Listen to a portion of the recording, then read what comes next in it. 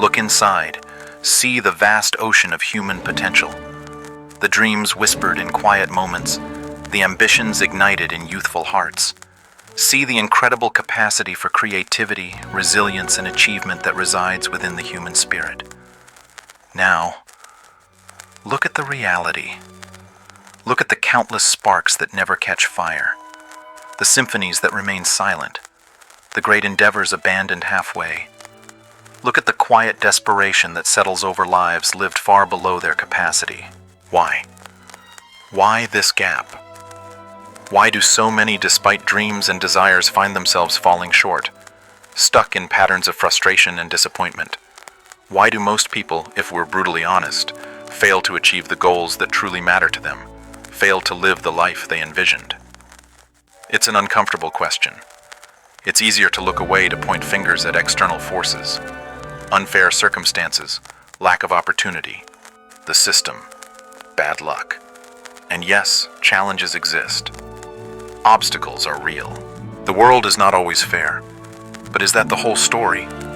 Is that the fundamental reason why potential so often goes unrealized? Or is there something else? Something deeper, more insidious, working beneath the surface? Something internal that shapes our response to those external challenges? Something that determines whether an obstacle becomes a dead end or a detour? It's the invisible architect of our lives. The lens through which we perceive reality. The operating system running in the background, dictating our choices, reactions, and ultimately our results. It's our mindset. And for far too many, the mindset they inhabit isn't a launch pad for success, but a carefully constructed trap. A cage built not of iron bars, but of limiting beliefs, unchallenged assumptions, and crippling perspectives. This isn't about blame. It's about awareness. It's about shining a light into the hidden corners of our thinking to understand the patterns that hold us back. Because until you recognize the trap, you cannot escape it. Until you understand the mechanics of the mindset that leads to failure, you cannot consciously cultivate the mindset that breeds success. Dale Carnegie. A keen observer of human striving, knew this implicitly. He dedicated his life to showing people how their attitudes, their thoughts, their ways of interacting with the world and with themselves held the key to unlocking their potential.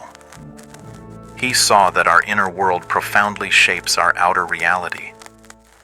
He knew that worry, fear, and resentment, all products of a certain mindset, were corrosive forces that crippled action and poisoned happiness. Conversely, he championed enthusiasm, belief, appreciation, and taking responsibility, hallmarks of a mindset geared towards growth and achievement.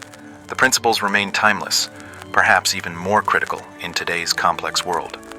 The mindset that traps you isn't usually loud or dramatic.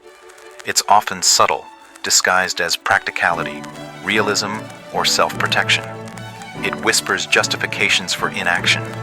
It magnifies risks and minimizes potential rewards.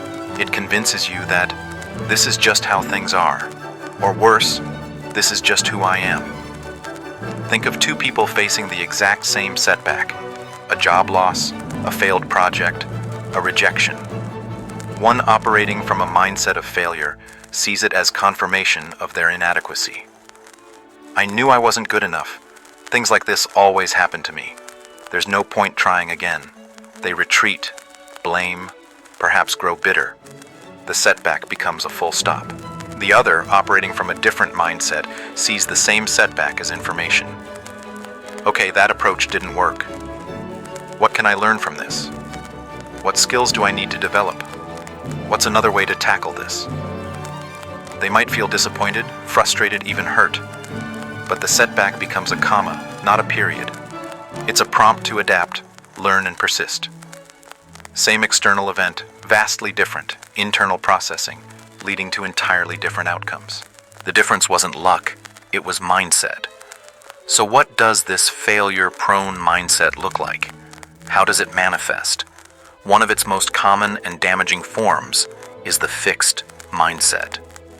This is the belief, often unconscious, that your abilities, your intelligence, your talents are innate and unchangeable. You either have it or you don't. When you believe your capabilities are fixed, the world becomes a very threatening place. Every task, every challenge becomes a test, a potential judgment on your inherent worth. If you succeed, you feel relief. Your fixed talent is validated. But if you struggle, if you fail, it's devastating. It feels like a verdict. You lack the necessary ability, and there's nothing you can do about it.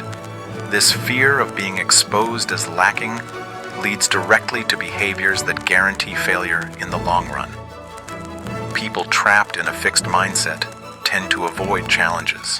Why risk attempting something difficult if failure would prove you're inherently incapable? They stick to what they know, what feels safe, staying firmly within their comfort zone, a zone that gradually shrinks over time.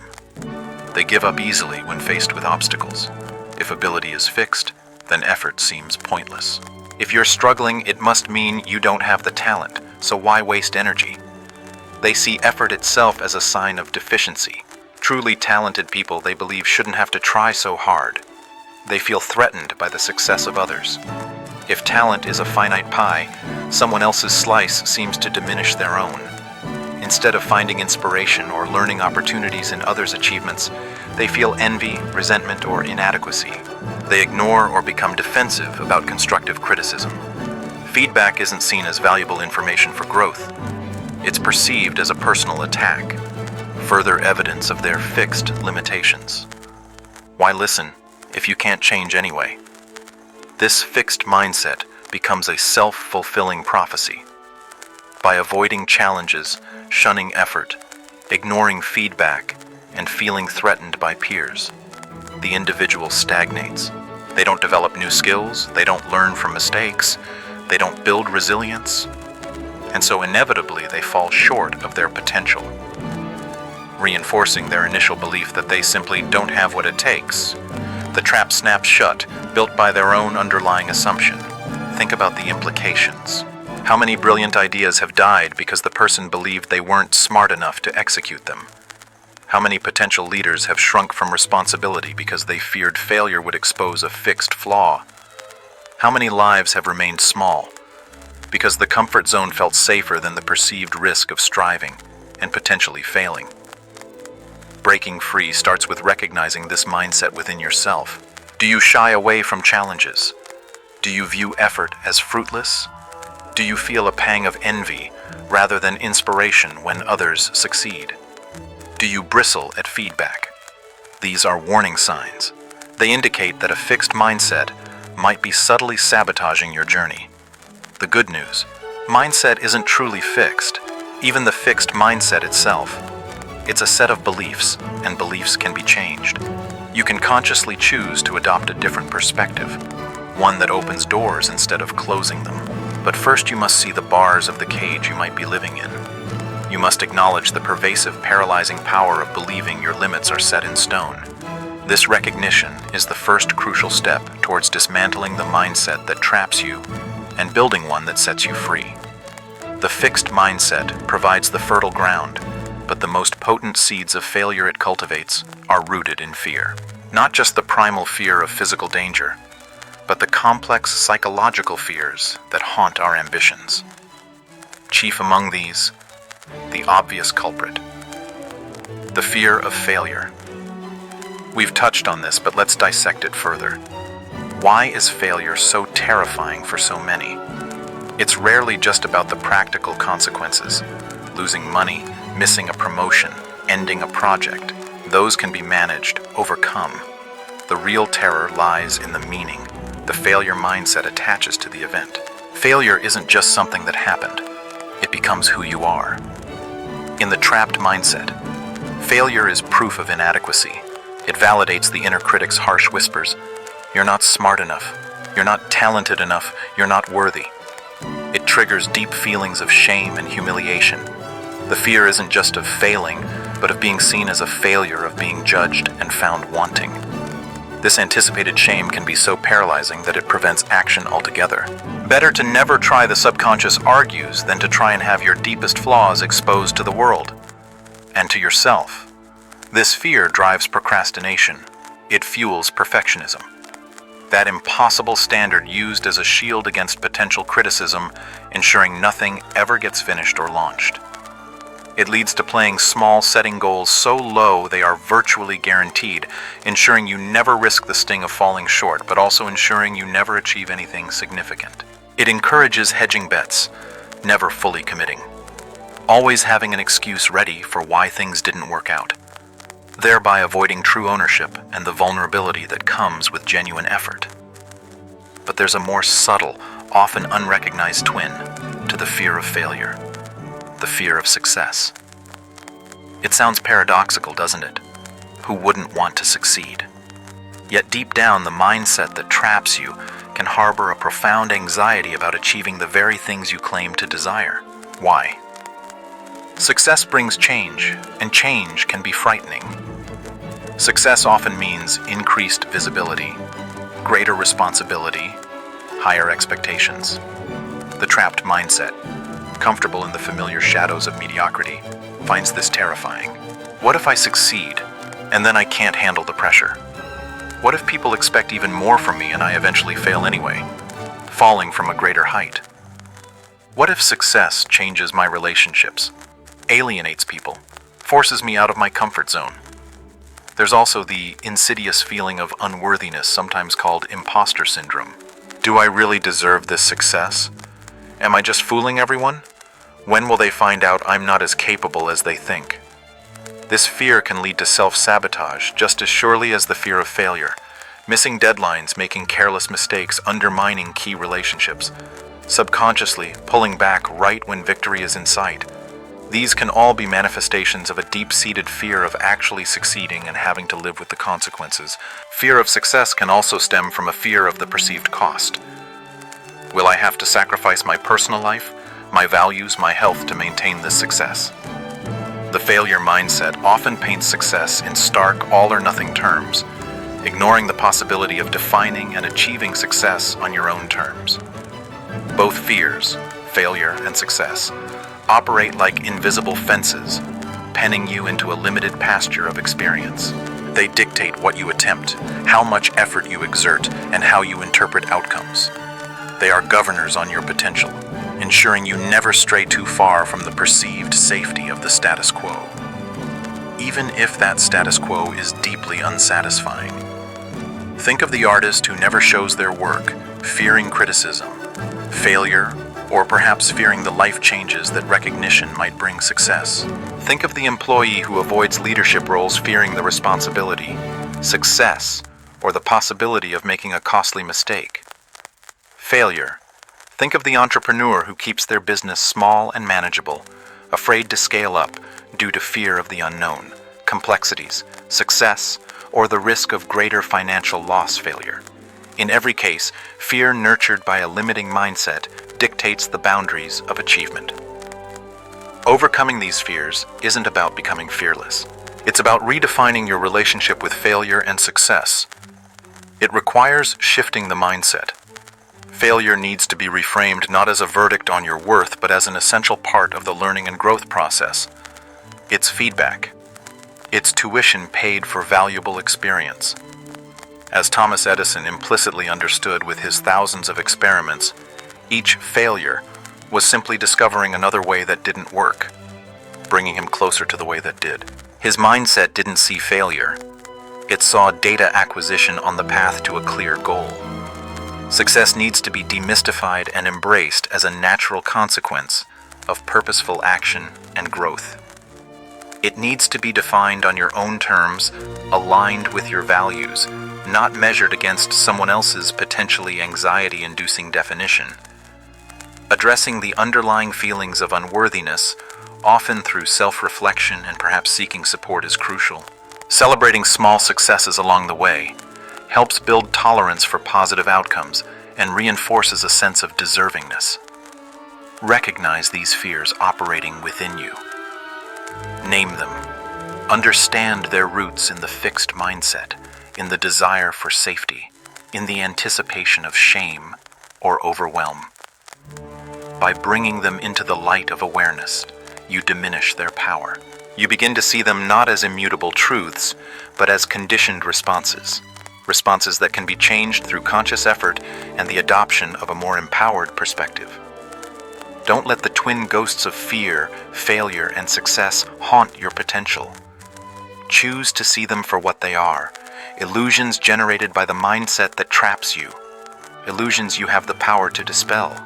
Another cornerstone of the mindset that traps you, perhaps the most disempowering of all, is the victim mentality. It's the pervasive tendency to see yourself as helpless, buffeted by external forces beyond your control. It's the habit of pointing fingers, of assigning blame for your circumstances, your lack of progress, your unhappiness onto anything and anyone but yourself. I could have succeeded, but my boss undermines me. I would be happier, but my family doesn't understand. I can't pursue my dream because the economy is bad. I don't have the right connections. I didn't get the right education. The buts and becauses pile up, forming the bars of the victim's cage. This mindset is seductive because it absolves you of responsibility. If external factors are solely to blame, then your failure isn't your fault. It protects the ego from the discomfort of self-assessment and the potential pain of acknowledging shortcomings. It provides a ready-made narrative explaining why things aren't working out. A narrative that casts you as the unfortunate passive recipient of life's hardships. But this perceived safety comes at an immense cost. Your power. By constantly outsourcing responsibility, you simultaneously outsource your ability to change your situation. If everything is someone else's fault, then you are dependent on them, changing for your life to improve. You become a passenger in your own life, waiting for external conditions or other people to magically align in your favor, a wait that often lasts a lifetime. The victim mentality breeds helplessness and hopelessness. It fosters resentment towards those perceived as holding power or causing problems. It drains energy in complaining and ruminating, rather than problem-solving and taking action.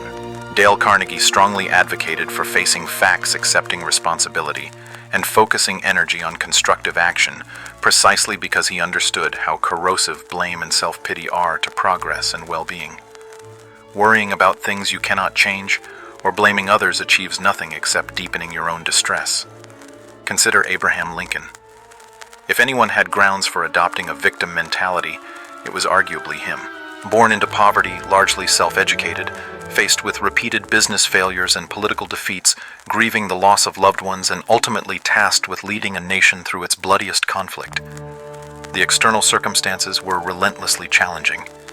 He could have easily blamed his origins, his opponents the sheer weight of the crisis. But Lincoln's mindset was the opposite of a victim's. He took ownership. He focused relentlessly on what he could control: his principles, his strategy, his communication, his own resilience. He faced the brutal facts of the war, accepted the immense responsibility placed upon him, and dedicated his energy to finding solutions, persuading others, and persevering through the darkest hours. His power came not from favorable circumstances, but from his internal locus of control, his refusal to see himself as a helpless pawn of fate. The victim mentality, in contrast, actively looks for evidence to confirm its helplessness. It filters reality through a lens of grievance. A minor setback becomes proof that the world is against you. Constructive feedback is twisted into unfair criticism. Opportunities are overlooked because the focus remains fixed on perceived limitations or injustices. This mindset also prevents learning and growth. If failure is always someone else's fault, you never ask the crucial questions. What was my role in this outcome? What could I have done differently? What can I learn from this experience to improve next time? Without this self-reflection, you are doomed to repeat the same mistakes, encounter the same frustrations, and reinforce the belief that you are powerless to change your trajectory. It can manifest in subtle ways too: chronic complaining, excessive cynicism, a constant feeling of being misunderstood or hard done by, difficulty accepting compliments or acknowledging personal achievements. These can all be indicators of an underlying victim narrative. Breaking free from the victim mentality requires a radical shift towards personal responsibility. This doesn't mean blaming yourself for everything or denying the existence of external challenges. It means recognizing the difference between what happens to you and how you respond to what happens. It means taking ownership of your thoughts, your feelings, your choices, and your actions. Understanding that these are the primary levers you have for shaping your life. It requires asking empowering questions instead of disempowering ones. Instead of, "Why is this happening to me?" ask, "Given that this is happening, what is the most constructive action I can take?" Instead of, "Whose fault is this?" ask, "What is my responsibility in this situation and what can I learn?" It demands focusing your energy on your circle of influence, the things you can actually affect, rather than wasting it on your circle of concern, the things you cannot control but often obsess over. You might not be able to change company policy overnight, but you can control your attitude, your work ethic, your skill development, your decision to seek opportunities elsewhere. Taking responsibility is initially harder than blaming. It requires courage to face potential shortcomings, humility to admit mistakes, and effort to find solutions. But it is the only path to genuine power and freedom. Each time you choose responsibility over blame, you reclaim a piece of your agency. You move from being a passenger to taking the driver's seat. You stop waiting for the world to change and start actively changing your own experience of it. Look honestly at the narratives you tell yourself. Do they emphasize external blame and personal helplessness? Or do they focus on internal choice and proactive response? Shedding the comfortable but crippling cloak of victimhood and embracing the demanding but liberating mantle of responsibility is fundamental to escaping the mindset that traps you and unlocking the door to meaningful achievement. Stop giving your power away. Claim it. Own your responses. Own your journey. The trapped mindset doesn't just distort your view of problems. It severely limits your ability to envision solutions and possibilities. It struggles to see beyond the immediate horizon of current circumstances. This leads directly to another critical element of failure, a pervasive lack of clarity and vision. We spoke earlier of clarity as the map needed to pursue purpose. But the mindset that traps you often prevents you from even drawing the map. If you believe your abilities are fixed, if you're paralyzed by fear, if you see yourself as a victim of circumstance, how can you possibly craft a compelling vision for a future significantly different from your present? The failure mindset tends to be reactive, not creative. It focuses on immediate problems, anxieties, and limitations. It's stuck in the mud of the present or anchored to the regrets of the past, projecting forward, imagining a desired future state with vivid detail, setting ambitious goals. These activities feel unnatural, even delusional to someone caught in this trap. Why bother dreaming big? The mindset whispers, when you know you'll probably fail anyway. Or, be realistic. People like us don't achieve things like that. Without a clear, compelling vision, a North Star to navigate by, you drift, you lack direction. Your daily actions become aimless, driven by short-term pressures or fleeting desires, rather than long-term purpose. When hardship inevitably strikes, as it does on any meaningful journey, you have no powerful why to sustain you. Why endure the struggle, the effort, the discomfort, if you're not deeply connected to a future vision that makes it all worthwhile? This lack of vision makes it nearly impossible to make effective decisions. Every choice is weighed against immediate comfort or fear, rather than against its alignment with a larger goal. Opportunities are missed because they don't fit the narrow, short-sighted perspective. Resources, time, energy, money, are squandered on activities that don't contribute to meaningful progress. Think of a ship leaving harbor without a destination. It may sail here and there, pushed by winds and currents, perhaps enjoying brief moments of smooth sailing, but ultimately it goes nowhere of significance. It burns fuel, endures storms, and eventually perhaps runs aground or simply rusts away, its potential unrealized. The same is true for a life lived without a clear vision, guided by a trapped mindset. This is why so many resolutions fail, why diets are abandoned, why businesses fold, why dreams fade. The initial enthusiasm wanes. The first obstacle appears, and without a deeply rooted, clearly visualized purpose, pulling them forward, people revert to their default settings, back into the familiar patterns dictated by their limiting mindset. Developing clarity and vision is an active process, one that the failure mindset resists. It requires introspection, daring to ask yourself what you truly want beyond the conditioned desires or fears. It requires imagination, allowing yourself to dream, to visualize possibilities, even if they seem distant or improbable right now. It requires courage, the courage to define your own version of success, independent of external validation or limiting beliefs. Carnegie himself was a product of vision. He envisioned a world where people could overcome shyness and fear, communicate effectively, and build better relationships. This vision fueled his tireless work in teaching, writing, and developing his courses. It wasn't just a vague wish. It was a clear picture of a desired outcome that guided his actions for decades. If you feel adrift, if you lack motivation, if you find yourself easily derailed, ask yourself, how clear is my vision? What am I truly aiming for? Can I describe it with specificity and passion?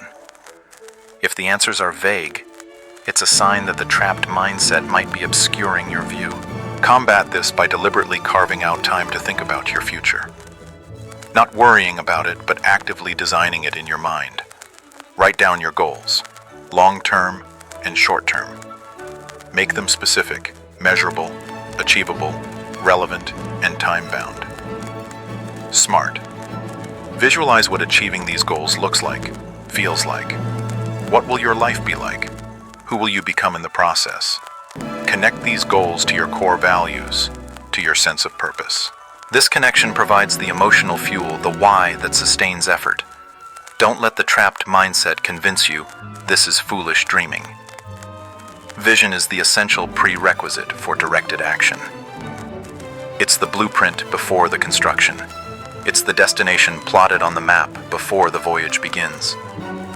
Without it, you remain susceptible to the currents of fear, doubt, and external circumstance, the very forces the failure mindset uses to keep you confined.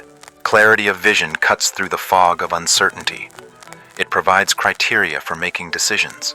It focuses your energy. It makes sacrifices and hard work meaningful. It transforms obstacles from insurmountable barriers into challenges to be navigated on the path towards something worthwhile. Cultivating this clarity, daring to define and pursue a compelling vision, is a direct assault on the foundations of the mindset that traps you. It replaces reactive drifting with proactive creation. It's how you begin to steer your ship purposefully towards the harbor you choose. In our hyper-connected, constantly curated world, the mindset that traps you has found a powerful and insidious new ally: the comparison trap. While comparing ourselves to others is an age-old human tendency, modern technology, particularly social media, has amplified it exponentially, turning it into a constant, pervasive force that fuels inadequacy and paralyzes potential. The failure mindset thrives on comparison because it inherently operates from a place of perceived lack. When you believe your worth or abilities are fixed, looking at others often becomes an exercise in measuring your own deficiencies. You scroll through feeds showcasing curated highlights, career triumphs, perfect relationships, exotic vacations, flawless physiques, and the trapped mindset whispers, "See, everyone else has it figured out. Everyone else is happier, more successful, more attractive. You're falling behind. You're not enough." This constant exposure to idealized, often unrealistic versions of others' lives creates a distorted sense of reality. You're comparing your unedited, behind-the-scenes struggles with someone else's carefully crafted highlight reel. It's an unwinnable game designed to make you feel inadequate. The comparison trap shifts your focus disastrously. Instead of concentrating on your own path, your own goals, your own progress, based on your unique values and vision, your energy becomes consumed by monitoring others. You start measuring your success not by your own standards, but by how you stack up against people with entirely different circumstances, strengths, and definitions of success. This breeds envy and resentment, toxic emotions that, as Carnegie knew, poison our own happiness and obstruct clear thinking. It fosters a scarcity mentality, the false belief that success is a zero-sum game, that someone else's gain is your loss. This is the opposite of the abundant mindset required for collaboration, generosity, and genuine fulfillment. Moreover, the comparison trap can lead to imitation rather than authentic creation. Seeing someone else's apparent success formula, you might be tempted to copy their path, even if it doesn't align with your own skills, passions, or purpose. This inauthentic striving rarely leads to lasting fulfillment and often ends in frustration, reinforcing the sense of failure when the borrowed path doesn't yield the expected results. It also fuels the fear of judgment. If you're constantly comparing yourself to others, you assume others are constantly comparing themselves to you, scrutinizing your every move, waiting for you to stumble. This imagined surveillance intensifies the fear of failure and the fear of success, making you hesitant to take risks, be vulnerable, or put your true self out there. Think of the aspiring entrepreneur who spends hours scrolling through profiles of established titans, feeling overwhelmed and inadequate instead of focusing on the next crucial step for their own fledgling business. Think of the writer paralyzed by comparing their first draft to the polished bestsellers of seasoned authors. Think of the individual hesitant to pursue a fitness goal because they don't look like the airbrushed models online. In each scenario, comparison steals focus, breeds negativity, and sabotages action, hallmarks of the mindset that traps you. Escaping the comparison trap requires conscious effort and a shift in perspective. First, limit your exposure. Be mindful of your media consumption. Curate your feeds to focus on inspiration rather than idealized comparisons. Take regular breaks from platforms that consistently leave you feeling inadequate or envious. Remember that what you see online is rarely the full picture. Second, practice gratitude for your own journey. Actively appreciate your unique strengths, your past achievements, however small they seem, the progress you have made. Shift the focus back to your own lane. Celebrate your own wins without needing them to measure up to someone else's. As Carnegie suggested, focus on your own blessings. Third, use others' success as inspiration, not comparison. If someone achieves something you admire, study their process, their mindset, their work ethic. What can you learn from them? How can their journey inform yours? Adopt a growth mindset perspective. Their success demonstrates what's possible and provides valuable lessons rather than being a reflection of your own shortcomings. Fourth, strengthen your clarity of vision and purpose. When you are deeply connected to your own definition of success, based on your values and goals, you become less susceptible to being thrown off course by what others are doing. Your internal compass becomes stronger than the external noise. You run your own race. Fifth, cultivate self-compassion. Recognize that everyone struggles, everyone has insecurities, everyone is figuring things out as they go, even those who appear perfect online. Be as kind and understanding towards yourself as you would be to a friend facing similar feelings of inadequacy. The comparison trap is a modern manifestation of the ancient mindset of lack and fear. It's a powerful tool the trapped mindset uses to keep you small, focused on perceived deficits rather than inherent potential. By consciously choosing to limit comparison, practice gratitude. Seek inspiration over envy. Clarify your own vision and treat yourself with compassion. You diffuse this trap. You reclaim your focus, protect your energy, and anchor yourself in the only journey that truly matters, your own. Another defining characteristic of the mindset that traps you is its relentless focus on the short term. It prioritizes immediate gratification, quick fixes, and the avoidance of present discomfort, often at the expense of long-term well-being and meaningful achievement. It operates on an impatient timeline, unwilling to invest the time and effort required for substantial growth or lasting success. This short-term focus manifests in numerous ways that sabotage progress. It leads to chasing trends and get-rich-quick schemes, instead of committing to the steady, often unglamorous work of building valuable skills or a sustainable enterprise.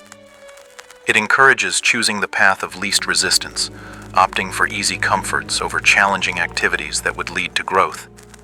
Think of choosing mindless entertainment over reading a book that could expand your knowledge, or skipping a workout for momentary ease despite long-term health goals.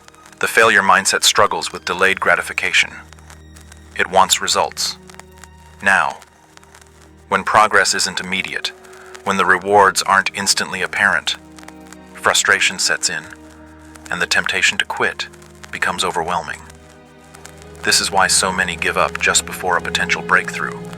They lack the patience, the persistence, the understanding that significant achievements are almost always the result of compound effort over time. Consider Thomas Edison again. His development of a commercially viable incandescent light bulb wasn't a single flash of brilliance. It was the culmination of relentless, painstaking experimentation. Thousands of attempts with different materials for the filament. A mind solely focused on the short term would have quit after the first 100 failures, or perhaps the first 10.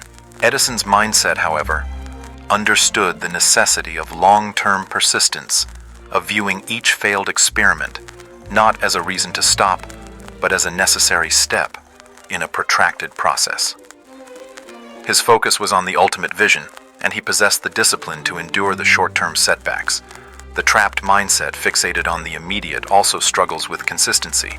It relies on bursts of motivation rather than ingrained habits. It might start strong on a new project or goal, fueled by initial enthusiasm. But when that initial excitement fades and the grind of daily effort is required, commitment wavers.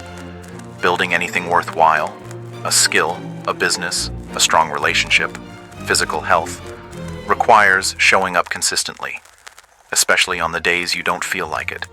The short-term mindset rebels against this perceived monotony. Furthermore, this focus on the immediate makes strategic thinking difficult. You can't plan effectively for the long term if your decisions are constantly being hijacked by short-term desires or fears. You might sacrifice a crucial long-term investment for a small, immediate gain, or avoid a difficult but necessary conversation, now only to face a much larger crisis later. The inability to weigh future consequences accurately is a hallmark of this limiting perspective. It also leads to a neglect of foundational work. Why spend time building a solid base, learning fundamentals, developing core skills, establishing robust systems, when you want results now? This often leads to building on shaky ground, resulting in structures that collapse under pressure later on. Shortcuts taken for immediate gain often lead to long-term detours or dead ends. Think about financial health. The short-term mindset prioritizes immediate spending and consumption over saving and investing for the future. The temporary pleasure of a purchase outweighs the long-term security and growth that comes from disciplined financial habits. Similarly, in learning, cramming for a test might yield a passing grade short-term win, but doesn't lead to deep understanding or retention. Long-term value. Escaping the trap of short-term thinking requires cultivating patience and persistence. It demands understanding the power of the compound effect, how small, consistent efforts accumulate over time to produce massive results. It requires shifting your focus from immediate outcomes to the long-term vision and trusting the process. Develop discipline and build habits. Automate the important actions. Create routines that ensure you're putting in the necessary work consistently, regardless of fluctuating motivation. Make the long-term beneficial actions the default, not the exception. Practice delayed gratification. Consciously choose to forego immediate pleasure for a greater future reward. Start small. Resist an impulse purchase. Finish a challenging task before seeking relaxation. Each time you exercise this muscle, it gets stronger. Embrace a learning orientation. See challenges and effort not as unpleasant hurdles to be avoided, but as essential parts of the long-term growth process. Focus on becoming 1% better each day, rather than expecting overnight transformations. Keep your vision front and center. Regularly. Remind yourself why you are putting in the effort, why the long-term goal matters. This provides the fuel to push through short-term discomfort or boredom. The mindset that traps you wants everything easy and fast. The mindset that succeeds understands that worthwhile things take time, effort, and unwavering persistence. It respects the process. It values the